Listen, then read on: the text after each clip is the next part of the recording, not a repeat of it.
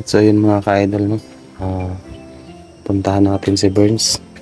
Nandito ako ngayon sa bahay ng kapatid ko.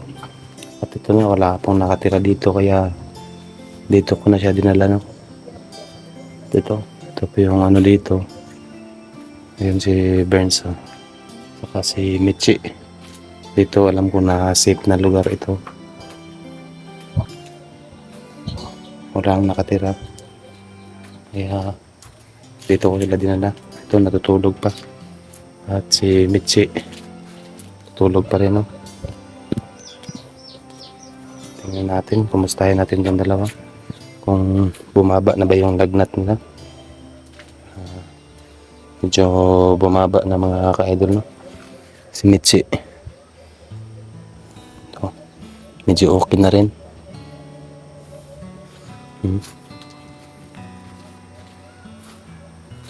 Maaga ko silang pinuntahan dito para makapag-kape at makapag-almusal na rin.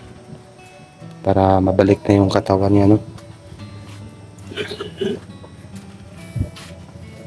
Ito, yung kalagayan dito. Nakakalungkot man pero at least okay na sila mga ka-idol. Safe naman dito, no? Nga, hintayin niyo po yung pagbabalik namin babalikan talaga namin yon si Commander Kainday para mapagaganti namin si Burns. Sabi yung kalagayan nilang dalawa. Si Burns, oh, ang nangayayat talaga. Bro, gising ka na, bro. Oras Ano na, alas 6 na. Chi, gising na rin si Michi. Halika na, bro. Gising ka na, bro. Para ano mo. Ito muna yung nilagay namin. Yung basa na bimpo. Para mawala talaga yung sobrang taas ng lagnat niya kasi nakainom naman to kagabi. Bro. Ano, bro? Halika na, bro. Mga idol. Gising na si Burns. Kumusta na yung pakiramdam mo, bro? Okay na? Ginising kita ng maaga para maano ka agad yung ano mo, pakiramdam mo. At makakain ka na. Pati si Michi. Makakain na rin. okay na po. Okay na, bro? Sagot mo, Burns, mga ka-idol. Medyo okay na daw siya. Sana tuluyan na siyang gumaling para makapag-explore na rin at mabalikan pa rin para namin si Commander Kainday. Kaya gusto kong ipag-iwanti si Burns nangyari sa kanya sa kanyang pamilya. Alam niyo naman yung mga disaster namin, no?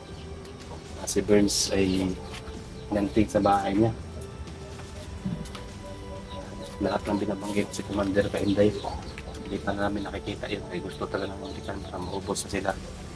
Mga hayop sila, no? Oh, sa Michi. Yung bata ang problema, bro. Ha? Yung bata. Yung bata pa, marami pa.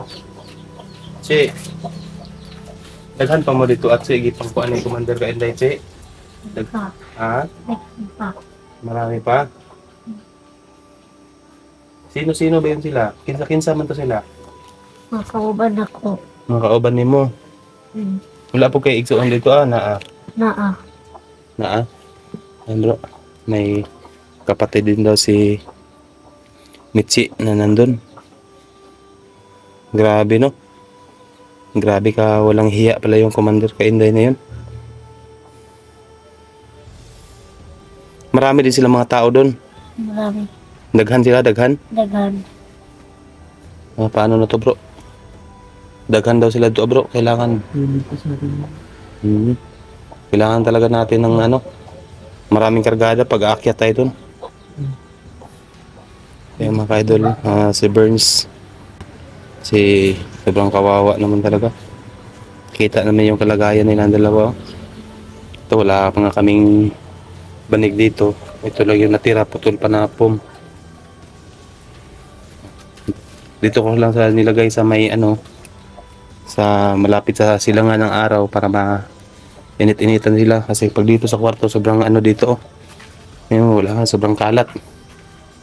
Kita nyo mga ka-idol oh. Sobrang kalat ng kwarto kasi dahil nga walang nakatira. Oh, di ba? Ito dito sa kabila oh, tingnan niyo oh. Sobrang kalat talaga. Pati yung ito yung kusina. Ito naman yung saingan, wala din. Dito ko talaga sila dinala para si alam ko naman na safety itong lugar na ito. Yan, wala dito. Yun ano. Wala talaga. Pero importante dito, mas safety sila Burns. Oh, bro. Yung kalagayan ni Burns mga kagano.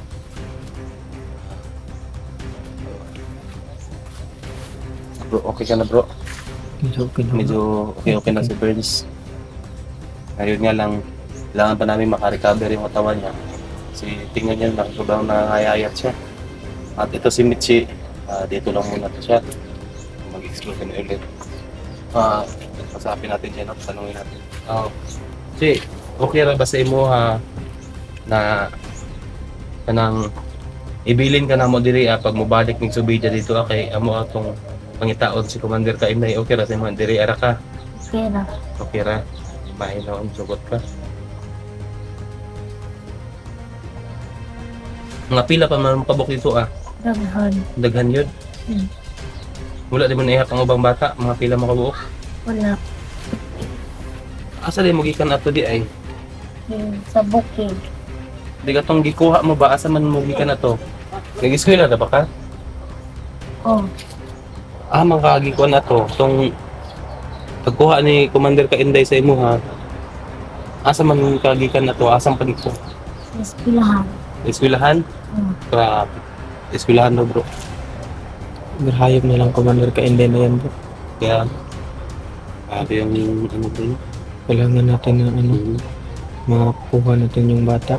Kailangan natin yung bata talaga. Baka mga 2 araw bro, baka makatulong na ako dyan. Makaka-recover na ako dyan. Kasi lagnat lang yung inabot natin. Lagnat lang. Saka gutom. Ito. Lagnat saka gutom na inabot ni Burns no. Doon ka ano, buti na nga lang nalagyan natin kaagad ng first aid. Ayun, medyo okay na.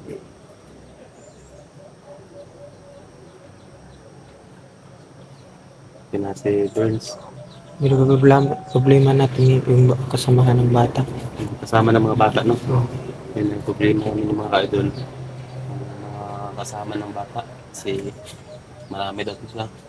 Dinudukot nila galing sa eskwelahan. Pauwi siguro. Pag pauwi nila, yun, dinudukot sila. Ito na yung sinasabi bro na ibibenta yung laman loob nila sa ibang bansa. Nakakukuhaan sila ng kidney.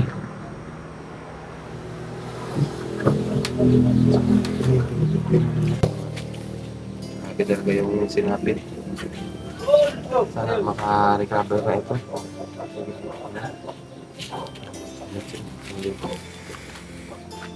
Si Burns. Si Burns mga katulog.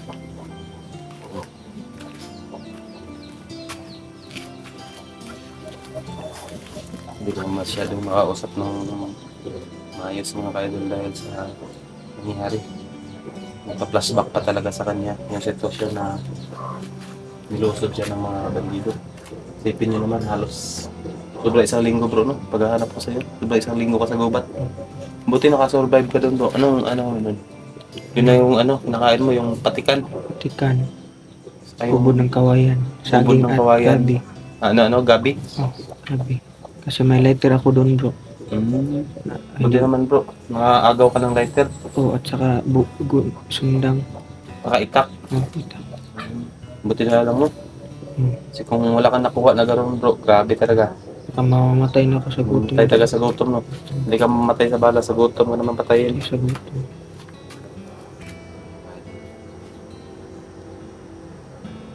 Sobrang ako nagpapasalamat bro kasi nandyan ka.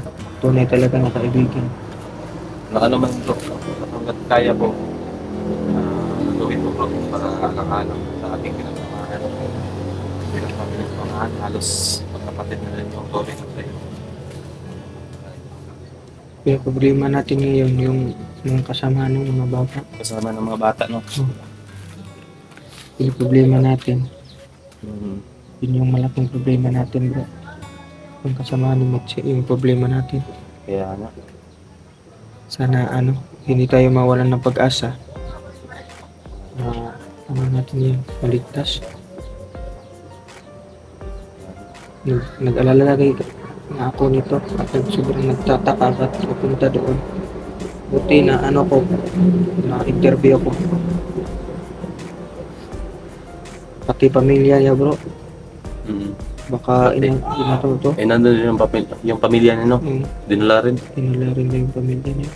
Grabe. Marami pala sila, hindi lang sila isa.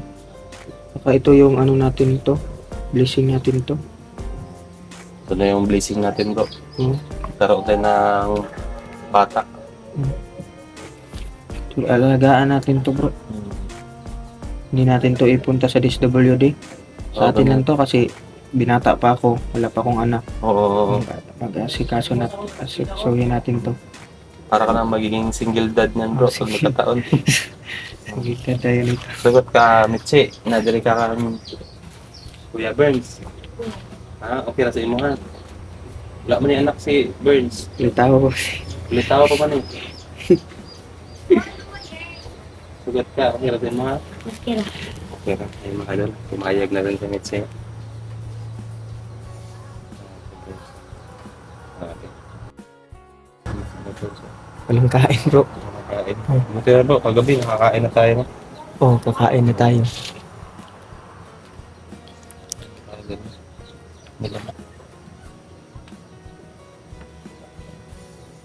Sana maka-recover tayo nito, bro. Bilis na naka-recover Mm. sa tulong ng mga viewers natin at sa pagdadasal nila. Bilis na tayo makapag-recover niya. Siyempre sa kailangan din na pagaling ka kagad, bro. Mm. Kasi para sa iyo din naman yan eh. Alam ko naman na hindi mo talaga makalimutan yung pangyayari na nilusog ka sa bahay kasi biglaan yan eh. At saka buti sana kung nandun ako, matulungan kita.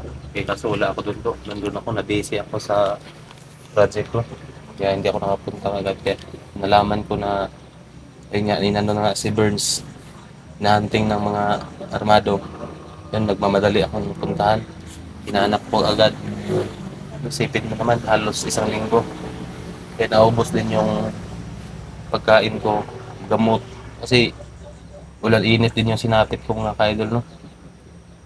Sa paghahanap para mahanap ka si Burns. Isa pa nga, hindi ako makakatulog sa gabi. Kasi nagmamasid ako palagi. Kaya buti na lang sa mga dasal nyo, nahanap ko talaga si Burns. Kasi sino mag-aakala nyo sa loob na 1 linggo, mahanap yung isang tao. Wala nang mag-aakala nun, baka isipin nun, baka patay na, wala na. Ayun pala, buti na nga lang talaga, nakasurvive pa.